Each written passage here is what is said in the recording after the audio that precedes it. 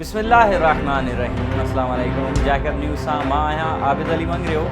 पेश आहिनि हेडलाइन। जैकबाबाद वेझो बुलेदी ऐं खोसा बिरादरी जी ॿिनि धुरियुनि विच में पुराणे ज़मीनी तकरार तां ज़ख़्मी थियल नौजवान सूबो कोसो लाड़काने में फौत। नौजवान जे कातिलनि जी गिरफ़्तारी लाइ वारिसनि जो औरतनि समेत DC चौक ते लाश रखी धरणो, टालियूं बीहारे रस्ता बंदि, टायरनि खे बाहियूं, गर्मी सबबि नौजवान बेहोश। मक़तूल जे वारिसनि जो चवण हो त बुलेदी बिरादरी जे हथियारबंदनि ॻोठ ते काह करे राकेट जा गोला फायर कया, जंहिं सबबि असांजा 3 माण्हू ज़ख़्मी थी पिया ऐं घरनि खे बाहि ॾेई साड़ियो वियो। नौजवान सूबो कोसो ज़ख़्मनि जा सूर न सहंदे लाड़काने जी अस्पताल में फौत थी वियो आहे। 2 ॼणा ॻणती जोगी हालत में इलाज हेठि आहिनि। पुलिस जवाबदारनि खां रिश्वत वठी ख़ामोश बणियल आहे। जवाबदार ॿीहर हमिलो करण लाइ धमकियूं ॾेई रहिया आहिनि। IG सिंध पारां नोटिस वठी इंसाफ़ फ़राहम कयो। जैकबाबाद में बाईपास से पुलिस चौकी नंबर 9 वटि अणसुञातल शख़्स जो 4 ॾींहं पुराणो लाश हथ सुञाणप न थी सघी। पुलिस कानूनी घुर्जूं पूरियूं करण बाद लाश खे दफ़नाइण लाइ ईदी हवाले कई। जैकबाबाद में पीअण जे साफ़ पाणी जी फराहमी, बिजली जी हथरादू लोड शेडिंग समेत ॿियनि बुनियादी मसइलनि जे हल लाइ पाकिस्तान पीपल्स पार्टी शहीद भुट्टो पारां मीर मुर्तज़ा हाउस खां अब्दुल कुद्दूस शाह, समी सूमरो ऐं ॿियनि जी अॻवानी में एहतजाजी जुलूस कढी प्रेस क्लब ताईं मार्च कयो वियो ऐं अलामती बुख हड़ताल कई वई। अॻवाननि जो चवण हो त एशिया जे गरम तरीन इलाइक़े में 15 कलाक लोड शेडिंग कई पई वञे। 52 पद गर्मी पवण सबबि शहरी सख़्त तकलीफ़ में आहिनि, जॾहिं त शहरवासी पीअण जे साफ़ पाणी जे पुड़े लाइ तरसी रहिया आहिनि। संदन चवण हो त मसइलनि जे हल ताईं एहतजाज जारी रहंदो। होॾां डेप्यूटी कमिश्नर जैकबाबाद गज़नफर अली कादरी शहरिन ऐं सेप्को विच में किरदार अदा कंदे ॿिन्ही धुरियुनि खे ऑफिस में घुराए मसइलनि जे हल लाइ गॾिजाणी कई, जिते सेप्को सां शहरिन मथां नाजाइज़ ॾंड हणी उमाणियल ॻरा बिल वापसि वठण, शहर जे 8 फीडर्स ते लोड शेडिंग घटाइण, SDO रियाज़ मंगी ख़िलाफ़ कार्रवाई समेत 5 नुक़्तनि ते ॻाल्हियूं थियूं। एक्सी इन सेप्को आमिर शेख पारां शहर जे फीडर्स ते 2 कलाक लोड शेडिंग घटाइण बाबति पधिराई पिणु जारी कई वई आहे। होॾां पाणी मामले ते DC पारां तहरीक हलाईंदड़ अॻवाननि जी DG MSDP सां अरबा ॾिहाड़े गॾिजाणी रखाई वई आहे, जंहिंमें पाणी मसइले बाबति ॻाल्हियूं कयूं वेंदियूं। गॾिजाणी में ADC जैकबाबाद, मुख़्तियारकार जैकबाबाद, नदीम अहमद कुरैशी, अहमद अली बिरोही ऐं ॿिया मौजूद हुआ। सेक्रेटरी सेहत डॉक्टर काज़िम हुसैन जदोई ऑक्सीजन न मिलण सबबि तालका अस्पताल छुल में मासूम नींगर सफ़ीउल्लाह दश्ती जे फौत थियण जो नोटिस वठी छॾियो। DG सेहत हैदराबाद जांच ऑफिसर मुक़रर, अङारे ताईं रिपोर्ट तलब। होॾां तालका अस्पताल छुल में ऑक्सीजन न मिलण सबबि फौत थी वियल मासूम नींगर सफ़ीउल्लाह दश्ती जे वारिसनि ऐं क़ौमी अवामी तहरीक पारां तालका अस्पताल ॿाहिरां एहतजाज कयो वियो। इंतज़ामिया ख़िलाफ़ सख़्त नारेबाज़ी। क़ौमी अवामी तहरीक जे अॻवान एडवोकेट रोशन कंडरानी पारां तालका अस्पताल इंतज़ामिया ख़िलाफ़ अदालत में केस दाख़िल करण जो ऐलान। जैकबाबाद जे ड्रखण पाड़े वासियुनि जो गैस जी बंदिश ऐं घटि प्रेशर ख़िलाफ़ औरतनि ऐं ॿारनि समेत घरनि मां देगड़ियूं खणी अनोखो एहतजाज। मुज़ाहिरीन हथनि में गैस जा बिल खणी सुई गैस इंतज़ामिया ख़िलाफ़ सख़्त नारेबाज़ी कई। इन मौक़े ते अब्दुल्ला मक्सी, बरकत सूमरो, फारूक बिरोही, नूरबानो शेख ऐं ॿियनि दाहींदे चयो त 2 सालनि खां गैस जो मसइलो हली रहियो आहे। गैस प्रेशर घटि हुअण सबबि रत पचाव में सख़्त तकलीफ़ थिए थी। होटल खां मानी घुराइण ते मजबूर आहियूं, जॾहिं त गैस न हुजण बावजूद बिल मोकिलिया वञनि था, जेका ज़्यादती आहे। शिकायतनि बावजूद अज़ालो न थियण ते मजबूर थी रोडनि ते निकिता आहियूं। गैस सप्लाई खे यकीनी न बणायो वियो त सुई गैस ऑफिस जो घेराव कंदा। जैकबाबाद में शिया तंज़ीम मजलिस वहदतुल मुस्लिमीन पारां SSP जैकबाबाद बशीर अहमद बिरोही ख़िलाफ़ 6 ॾींहं बि सैयद कामरान अली शाह, नज़ीर हुसैन जाफ़री, वसीम लतीफ़ महर, निसार अली वीसर, रजब अली वाला, सजाद अली मुग़ैरी ऐं ॿियनि जी अॻवानी में प्रेस क्लब ताईं एहतजाजी जुलूस कढी अलामती बुख हड़ताल कई वई। इन मौक़े ते अॻवाननि जो चवण हो त 21 रमज़ानुल मुबारक शहादत हज़रत अली अलैहिस्सलाम वारे ॾिहाड़े SSP जे हुकुम ते पुलिस पारां अज़ादारनि मथां तशद्दुद करे कूड़ा केस दाख़िल कया विया। असां घुर करियूं था त SSP बशीर अहमद बिरोही ख़िलाफ़ 21 रमज़ान वारे वाक़े जी जांच कई वञे ऐं खेसि फौरी तौर जैकबाबाद मां बदिली कयो वञे। ॿी सूरत में एहतजाज जारी रहंदो। Deputy commissioner Jacobabad Ghazanfar Ali Qadri Jacobabad civil अस्पताल में क़ाइम दिल वारो शोबो बंदि करे छॾियो। अखि नक कन ऐं गले वारे शोबे में क़ाइम हुसैनी ब्लड बैंक ऐं थैलेसमिया सेंटर खे अस्पताल ख़ाली करे दिल वारे शोबे जी इमारत में मुंतक़िल थियण जो। अखि नक कन ऐं गले वारे शोबे ते बासरनि पारां कब्ज़े जा सांभा। हुसैनी ब्लड बैंक ऐं थैलेसमिया सेंटर पारां ज़िलई हुकूमत खे दरख़्वास्त कई वई हुई त खेसि अहिड़े हंधि मुंतक़िल कयो वञे जिते बिजली जो बिल अदा न करणो पवे, त जीअं बिजली जे बिल जी मद में ख़र्च थींदड़ रक़म थैलेसमिया जे मरीज़ ॿारनि मथां ख़र्च करे सघिजे। जंहिं बाद ज़िले इंतज़ामिया पारां अस्पताल खे हथ वठी तबाह करण लाइ हिकु ॿियो शोबो बि मुकमल तौर बंदि कयो वियो आहे। इन सिलसिले में राब्तो करण ते डेप्यूटी कमिश्नर गज़नफर अली कादरी जो चवण हो त असां जूं थैलेसमिया सेंटर सां ॻाल्हियूं हलंदड़ आहिनि त उन्हनि खे किथे सहूलियत ॾिनी वञे, पर अञा ताईं इहो तय न थी सघियो आहे त खेनि कहिड़ो वार्ड मिलंदो।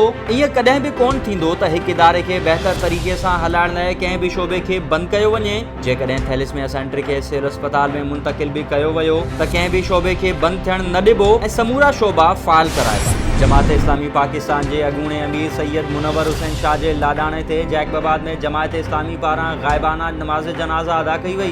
कारकुननि ऐं शहरियुनि जी वॾे तादाद में शिरकत। बांदी वेझो ॻोठ कमाल खान जमाली में 3 वरियनि जो मासूम नींगर अरसलान पखे मां करंट लॻण सबबि फौत। नींगर जे वालिद नूर मोहम्मद जो चवण हो त ॿारु रांदि खेॾी रहियो हो ऐं वञी पखे सां लॻो, जितां करंट लॻण सबबि वफ़ात करे। डिस्ट्रिक्ट ऐं सेशन जज सागर जे हुकुम ते शहदादपुर पुलिस जो शुजा जकरो वेझो हिकु ख़ानगी जेल ते छापो।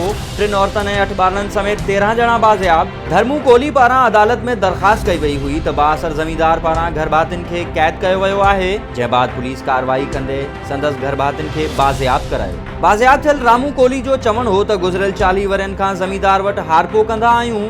गुज़िरियल 10 सालनि खां ज़मींदार हिसाब नाहे कयो। असीं बुख मरी रहिया हुआसीं ऐं ज़मींदार जा ज़ुल्म बर्दाश्त कंदा पिया।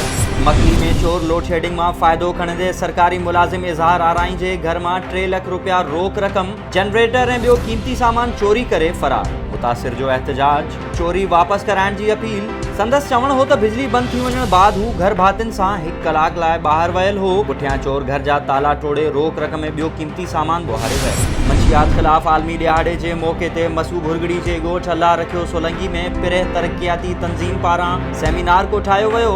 सेमिनार खे रहमतुल्लाह सोलंगी ख़िताब कंदे चयो त नशे जहिड़ी लानत सिंध में नासूर बणिजी चुकी आहे। मंशियात ख़िलाफ़ जोड़ियल इदारा ई मंशियात फ़रोशी खे हथी वठाए रहिया आहिनि। घारो में हथरादू लोड शेडिंग ख़िलाफ़ शहरियुनि पारां केई ऑफिस आॾो एहतजाजी मुज़ाहिरो करे नारेबाज़ी कई वई। शहरियुनि जो चवण हो त केई पारां ॾींहुं तोड़े राति जे वक़्तु बिना कंहिं शेड्यूल जे लोड शेडिंग कई पई वञे, जंहिं सबबि असीं सख़्तु ॾुखियाईनि खे मुंहुं ॾेई रहिया आहियूं। हुननि घुर कंदे चयो त घारो में हथरादू लोड शेडिंग ख़तमु कई। ही हुयूं हेडलाइंस।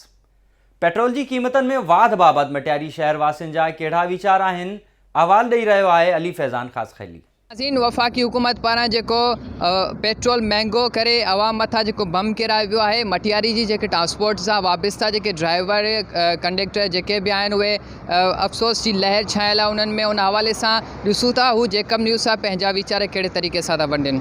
असांजो अर्ज़ु इहो आहे त हीउ जेको पेट्रोल हिननि महांगो कयो आहे, इन पेट्रोल जे महांगे करण सां जेके बि पाकिस्तान में शयूं आहिनि इहे सभु महांगियूं थी वियूं।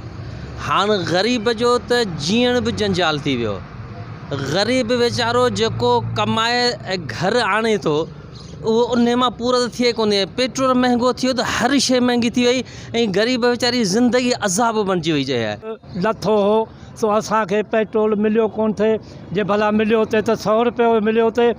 असीं जंग में रसंदा हुआसीं त असां ॿचड़े वारनि खे उते लाहे पोइ गाॾियूं धिके गाॾियुनि में चिमटियुनि में ॿधरायो रोडनि ते रसंदा हुआसीं। वरी असीं दर बदर थींदा वरी बि असांखे मिलंदो 100 रुपये जो। कॾहिं बि असांखे 200 जो या 500 जो पेट्रोल न मिलियो। ग़रीब तबिको ते आयो बाबा हलो हेॾां, असां खणियो ते रसियासीं जंग में त पेट्रोल घस में ख़तमु। असां वरी उते दर बदर थियासीं ते वरी उसी पेट्रोल पंप ते आयासीं त असांखे तेल कोन थो मिलियो। असांखे चऊं त हलो हलो रोड ते शीशियूं रखियूं था उन्हनि मां वञी वठो। असां वरी शीशी वठणु अचूं त असांखे 50 जो 100 में त मिलियो। तंहिंजे करे असां ग़रीबनि सां हीउ कहिड़ो ज़ुल्म आहे। अञा तेल चढ़ियो ई कोन्हे, राति जो असांखां 100 रुपया वरितऊं। तेल सुबुह जो चढ़े अञा पहिरीं तारीख़ ई कान्हे का। हीउ ज़ुल्म असां सां आहे। गाॾियूं असांजे न त असांजो कुझु बचे न छा ॾियारियूं। असां ड्राइवर ॾियारी वारा धणीअ खे ॾियूं या असां खणूं या ॿिया खणनि। असां घर में कोन्हे तव्हां असांजे त भाई मचाए ॾिनी आहे हिते। मटियारी जे जेके ट्रांसपोर्टर जेके माण्हू आहिनि उन्हनि सां वाबस्ता जेके माण्हू आहिनि उन्हनि सां असां जॾहिं ॻाल्हि ॿोल कई, जिन में रक्षा ड्राइवर, कार ऐं मोटरसाइकिल जेके ड्राइवर आहिनि उहे शदीद परेशान नज़र आया। उन्हनि जो इहो चवणु हो त जेको हुकूमत पारां हर दफ़े ई असां ते बम किरायो थो वञे, ख़ुदा जो ख़ौफ़ करियो, असांखे रिलीफ फराहम करे ऐं उन ते नज़रसानी कई वञे। कैमरामैन असदुल्ला मेमण सां गॾु अली फैज़ान ख़ासकिली, जेकब न्यूज़ मटियारी। मटियारी खां पोइ भेरिया रोड मां पेट्रोल क़ीमतनि बाबति रिपोर्ट करे रहियो आहे शरफुद्दीन कीरियो।